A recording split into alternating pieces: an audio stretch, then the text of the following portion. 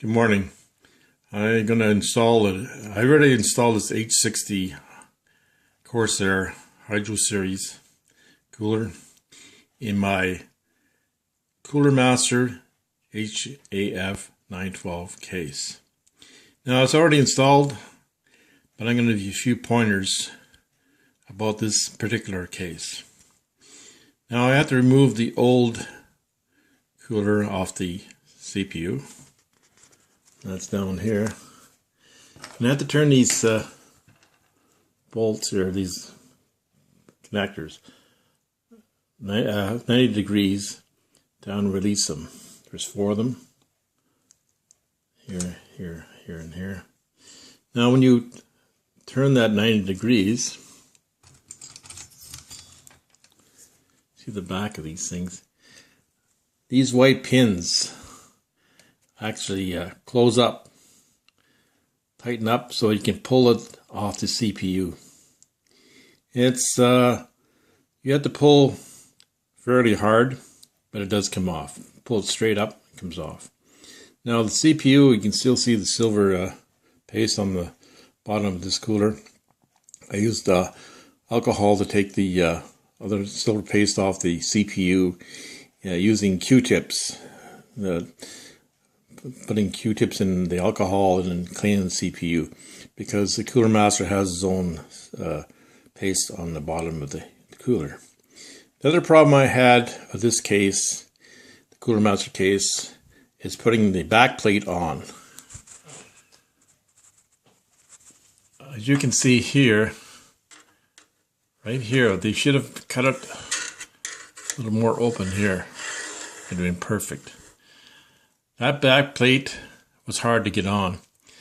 Had to slide it underneath, just enough room on the motherboard to slide it underneath that metal plate. And get these two in first, then put these in. These standoffs, they move. They got some play in them. So they move. Now they snap in, and you don't have to have adhesive tape to hold it. It snaps in and it holds it when you flip it around the other side. Now on this back plate, there's a little plastic on the inside. You can't see it, but on the inside, so it keeps from shorting out your case.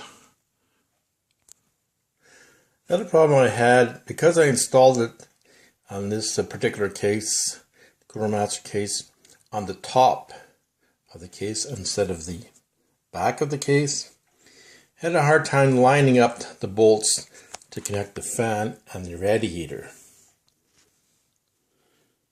So what I did is I got a bolt similar to this on my old, actually come with my case. It's a little longer bolt. I cut the head off, and then I threaded this through the fan assembly and into the radiator to line it up. Then I was able to line it up to hold it while I put the other 3 screws in. Just simply remove this one from the top here, it was in the top here, and then put the 4th screw in to hold it down. As you see, the radiators on the top of the case fits nicely in there. I had a wee bit of a problem connecting the fan off the Corsair into the CPU connector there. You can see by the memory chips there, just enough room to slip that in there. And of course the fan was connected to the other side of the motherboard, down where the power supply is. So now I've still got the end of the case with the fan on it, but the cooler's in the top, or the radiator's on the top of the case instead of on the back of the case. Now the Corsair, you can see it there. I had a bit of a problem getting it in there. It didn't fit. Somebody said it was magnetic and snaps in there. It wasn't magnetic for me. It fit over the cooler, but I had to jiggle it a bit. There's 4 thumb screws that hold that down. I don't know if you can see them there. 4 thumb screws that hold that down.